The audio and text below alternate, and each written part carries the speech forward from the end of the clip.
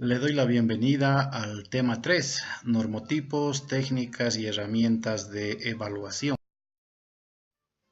En el video anterior habíamos visto que dentro de los 3 pasos de todo proceso evaluativo, usted tiene que saber diseñar una competencia y tiene que saber elegir técnicas y herramientas de levantamiento de información sobre esa competencia. Eso en el paso 1 de obtener información.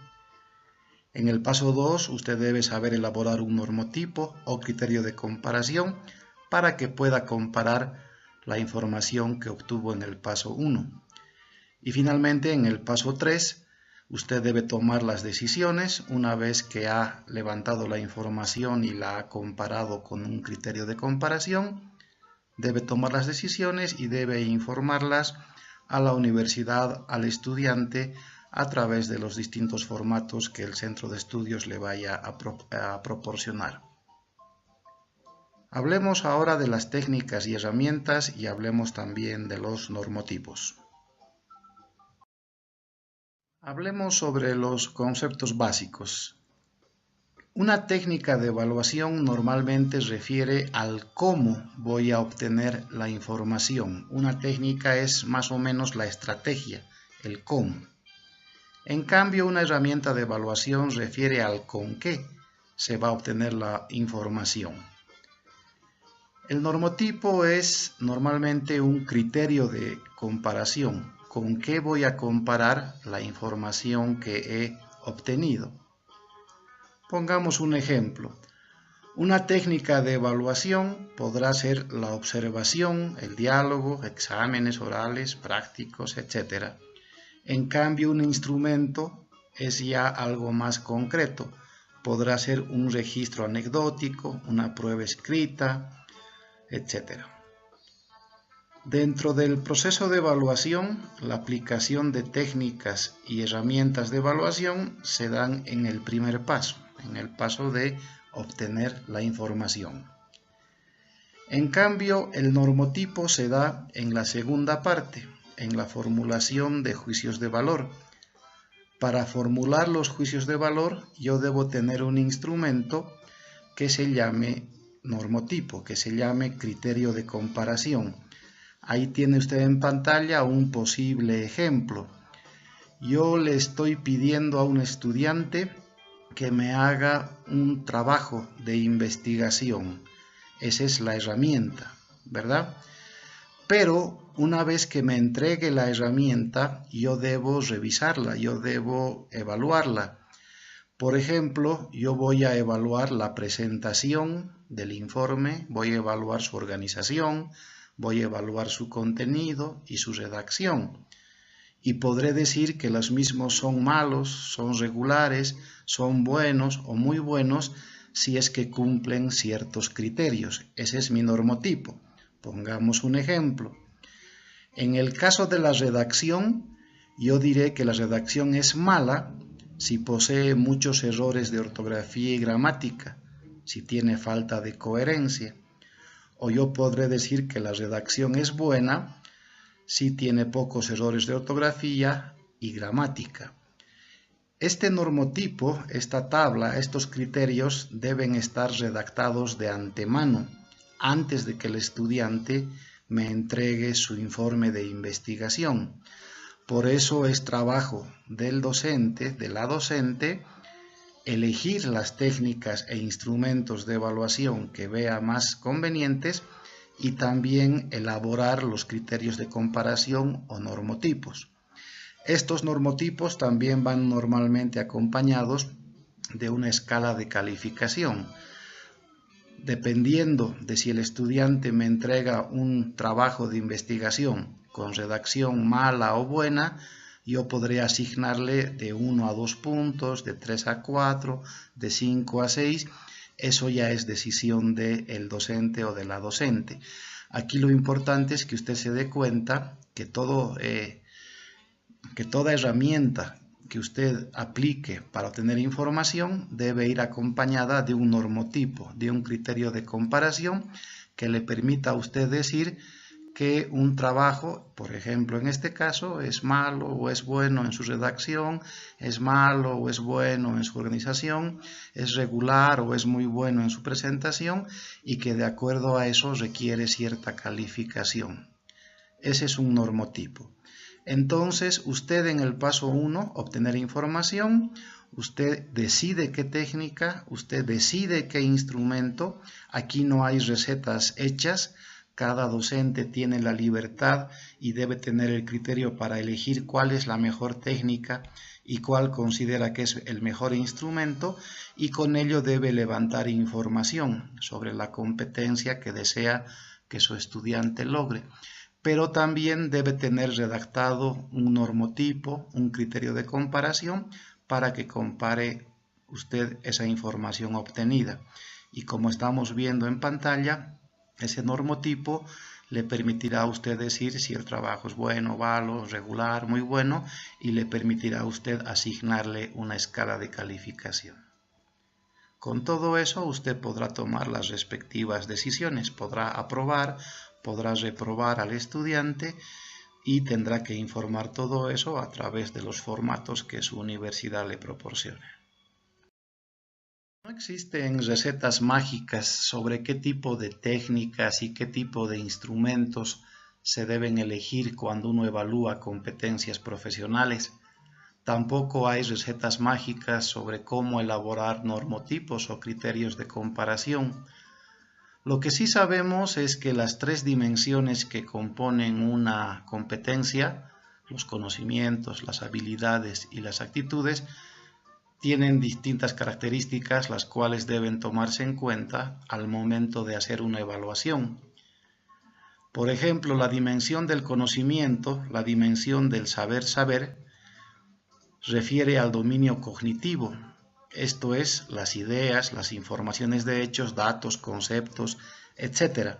En ese sentido, cuando queremos evaluar este tipo de conceptos, lo que debemos aplicar son pruebas de conocimientos.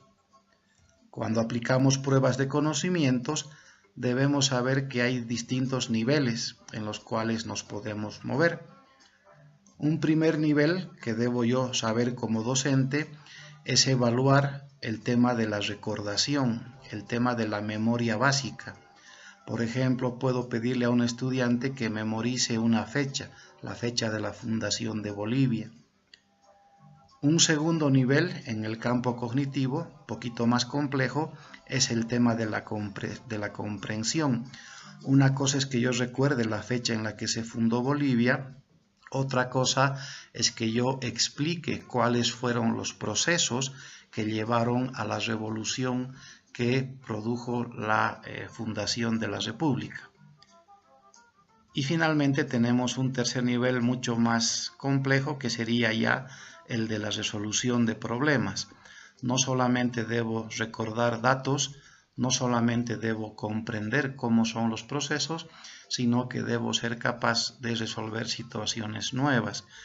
Todo esto es lo que yo puedo usar y debo tomar en cuenta cuando estoy evaluando la dimensión de conocimientos, el campo cognitivo de una competencia.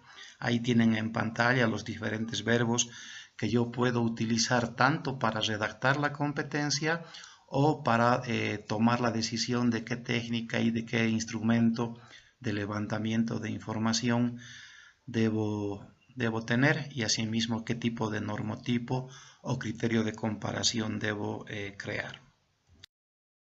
En el campo de las habilidades, en el campo del saber hacer, nos estamos moviendo dentro de lo que se llama el dominio psicomotor, es decir, las habilidades, las destrezas, cómo la persona arma, desarma, construye, etc. En este sentido, es importante saber que cuando se evalúan las habilidades, debo aplicar pruebas de desempeño, ya no así pruebas de conocimiento, como en el caso anterior. Cuando hablamos de pruebas de desempeño, estamos hablando básicamente de pruebas que pueden ir a evaluar lo que son los procesos. Por ejemplo, cómo un estudiante hace una torta, cuál es el proceso para hacer una torta. Le pido al estudiante que haga una torta y me concentro en el cómo está haciendo el proceso de hacer la torta. También puedo concentrarme en el producto, es decir, en la torta como resultado final cuando sale del horno. Ya no concentrarme tanto en el proceso, sino en el resultado final. Y también puedo hacer pruebas que se concentren en los dos, tanto en el proceso como en el producto. Entonces, cuando hablamos de evaluación de habilidades, básicamente podemos evaluar el proceso de cómo se hacen las cosas, el producto final de lo que he hecho o ambos. En esos casos es importante que yo una vez más identifique qué cosa es lo que quiero saber. Finalmente, en el campo de las actitudes, en el campo del saber ser, nos estamos refiriendo a sentimientos, a emociones, a intenciones. Esta es una dimensión muy importante porque dependiendo cómo se encuentre la persona, esta dimensión la puede motivar en el trabajo o la puede deprimir en el trabajo. Por lo tanto, es muy importante que tomemos en cuenta esta dimensión al momento de diseñar las pruebas de evaluación. También es importante saber que en este caso lo que se usa es la aplicación de test psicológicos. No usamos pruebas ni de conocimiento ni de desempeño. Como es muy complicado aplicar test psicológicos a los estudiantes, ese es uno de los motivos por los cuales esta dimensión normalmente no se evalúa y mucha gente la desestima o no la toma muy en cuenta al momento de evaluar. Pero es muy importante que se haga porque, como decíamos, puede ser un motivador o un depresor en el trabajo de las personas. Al igual que en el caso de los conocimientos, hay categorías de actitudes, ¿no? Las más básicas refieren al recibir, es decir, cómo toma conciencia una persona de lo que hace. El responder, ¿no? Que refiere al tema de la proactividad. A un tercer paso, cómo las personas valoran, cómo organizan y jerarquizan de acuerdo a sus intereses y cómo caracterizan. Es muy importante tomar en cuenta todo esto para evaluar las competencias en su dimensión. Hemos dicho entonces que cuando evaluamos competencias profesionales debemos tomar en cuenta qué hay que hacer para evaluar la dimensión del conocimiento, que es aplicar pruebas de conocimiento, qué hay que hacer para evaluar la dimensión de las habilidades, que sería básicamente aplicar pruebas de desempeño, y qué hay que hacer para evaluar las actitudes, básicamente hay que aplicar test psicológicos.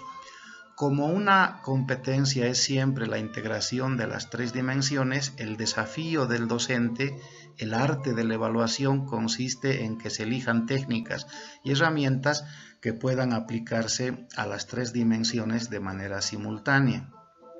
Existen muchas técnicas que básicamente son de observación y son de interrogación, y cada técnica tendrá un sinfín de herramientas: el anecdotario, la escala de observación, la entrevista, la encuesta, etc. En la lectura 3 que le hemos proporcionado en este tema 3, usted va a encontrar un detalle de las principales herramientas y técnicas tradicionales de la evaluación. Le pido que por favor las revise. Cuando hablamos de competencias, existen también algunas técnicas y herramientas que son privilegiadas para evaluar competencias. Tiene usted ahí en color azul las herramientas que más se usan en la evaluación de competencias y tiene ahí a la derecha, dentro de la estrella, las dimensiones que se privilegian con cada herramienta. Es importante entonces que usted tome en cuenta esto al momento de elegir la técnica o la herramienta que vea conveniente. En el video siguiente vamos a profundizar un poco más sobre las técnicas y herramientas. Muchas gracias.